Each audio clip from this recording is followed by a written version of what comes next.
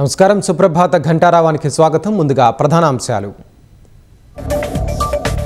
తమిళనాడులో ప్రభుత్వ ఏర్పాటుపై కొనసాగుతున్న సందిగ్ధత.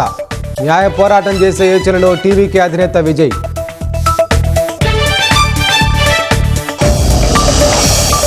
బెంగాల్లో కొత్త సర్కార్ ఏర్పాటుకు చురుగ్గా ఏర్పాట్లు. అసెంబ్లీని రద్దు చేసిన గవర్నర్. నేడు బీజేపీ శాసనసభాపక్ష నేత ఎంపిక.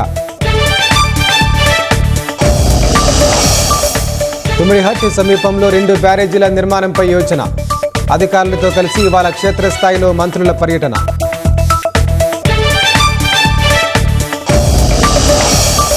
పలు జిల్లాల్లో రైతులను నిండా ముంచిన అకాల వర్షాలు.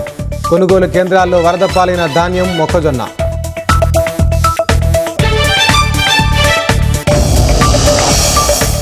ఉల్లి రైతును ఉసూరు మనిపిస్తున్న ధరలు. 4 రూపాయలకు కిలో చొప్పున కొంటున్నారని ఆవేదన.